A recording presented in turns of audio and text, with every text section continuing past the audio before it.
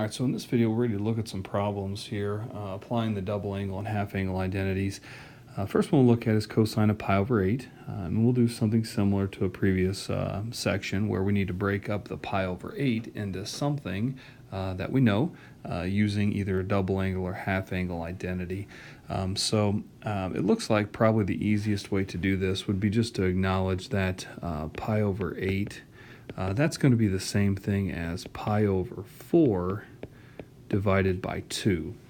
So if I view this as pi over 4 divided by 2 and think to myself, all right, well, cosine of x over 2 is going to be the identity plus or minus 1 plus cosine x over 2, then in this case, this implies that x would equal pi over 4. So all I need to do now is take the pi over 4 and plug it in, and that should give me then what I'm looking for out of cosine of pi over 8. All right, so in doing so, let's see, we'll have a plus or minus square root 1 plus cosine of pi over 4 all over 2. Cosine of pi over 4, draw your triangle if you need to. That's going to be 1 over root 2. And then we would want to clean this up a little bit. So what I'll go ahead and do is multiply by a root 2 over root 2 there underneath the radical. And so in doing so, that's going to give us a root 2 plus 1 over 2 root 2, all square rooted. And to get things tidied up maybe a little bit more, I'll go ahead and do a root 2 over root 2 again in getting the radical tidied up a bit in the denominator. Now again, some of this is a little bit subjective. I don't really care how you do it, but you do need to be able to get to the final answer we're going to have here in just a minute. So we'll have, let's see, a plus or minus a square root of 2 plus root 2 all over 4, in which case now plus or minus square root of 2 plus root 2 over square root of 4, which is going to give us the root 2 plus root 2 over 2 for a final answer, kind of. We need to decide, is it going to be a plus or is it going to be a minus? Well, the original question was cosine of pi over 8. Pi over 8 is in quadrant 1. Cosine is positive in quadrant 1. So the final answer would just be the positive and not the negative. All right, so now we're ready to look at an example here where we're trying to find sine of a single angle given information about the double angle. Now, as you can imagine, we're going to use some identities to do this. And so the main goal here is to find an identity that relates sine of a single angle with cosine of a double angle. And if you go back and you look in the notes, one of the identities that I pointed out to you as being pretty important was sine squared of alpha being 1 minus cosine 2 alpha over 2. And so by simply understanding this identity exists, we can substitute the 1/3 in for cosine 2 alpha. And when we clean this up, we can see that sine squared would end up being 1/3, and sine of alpha would be plus or minus 1 over root 3. So again, a very, very simple problem. Once you, again, acknowledge this identity, it's just a matter of plugging in the known information, cosine of 2 alpha equal to 1/3, and then it cleans up into this. Now, again, we still have to understand, or we have to figure out if it's going to be plus or minus. And to do that, I'll come up here to the other given information.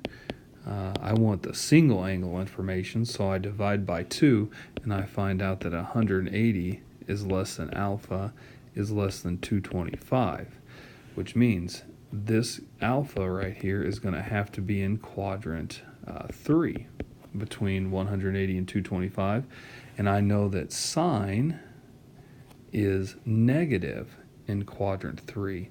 So since sine is negative in quadrant 3, our answer would want to be the negative 1 over root 3, not the positive. All right, now for an identity here, I'm going to go ahead and start on the left-hand side. And my reasoning here is actually pretty straightforward. If I start on the right-hand side, I have no idea what I'm trying to turn it into because I don't know what cosine of 3t looks like. So it makes more sense for me to start on the left-hand side and expand this out into sines and cosines of single angles and try to hopefully match it up with the right. So cosine of 3t, I'm going to split that into 2t plus a t. So then cosine of a sum would be cosine 2t cosine t minus sine 2t sine t. Cosine of a double angle would be cosine squared minus sine squared. We still have our cosine of t there.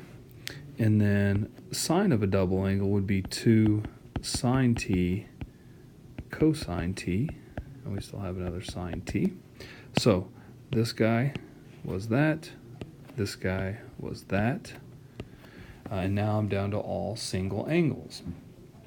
It looks like now the next best thing to do would be to distribute the cosine here.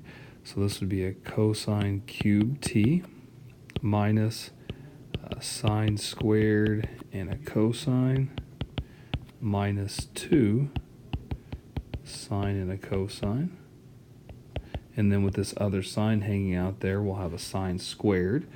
So I combined the sine of t and the sine of t for sine squared. And then these two terms can be combined into what I believe is the right-hand side.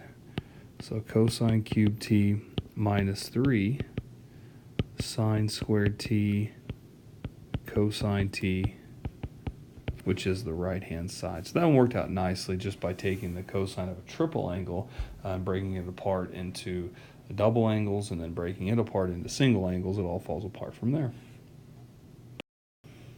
All right, so for the last identity here, I guess I'll go ahead and, for similar reasons to the last one, I'm going to start with the left-hand side.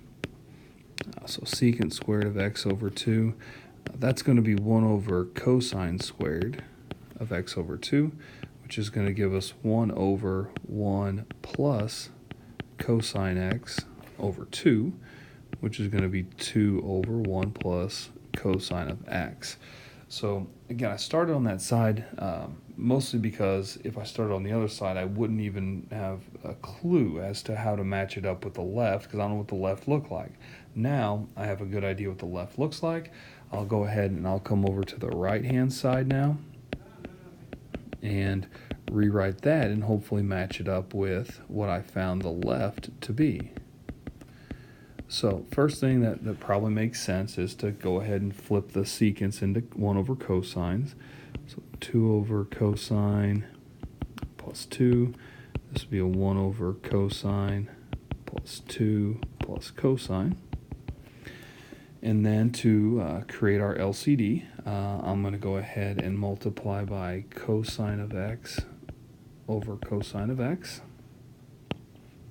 So then when I distribute that, in the numerator I'll have 2 plus 2 cosine of x, and in the denominator I'll have 1 plus 2 cosine x plus cosine squared x.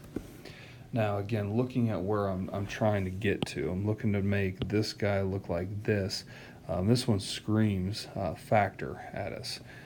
And so in the numerator, I'll go ahead and take out a 2, and I'll have a 1 plus cosine of x. In the denominator, this actually is going to factor into 1 plus cosine of x squared. And you can see the 1 plus cosine, and one of those goes away, leaving us with 2 over 1 plus cosine x, which is the left-hand side. So this one, again, kind of working on both sides, meeting somewhere in the middle is probably the way to go on this one, and it's valid, in my opinion, as to whether these two things are equal or not.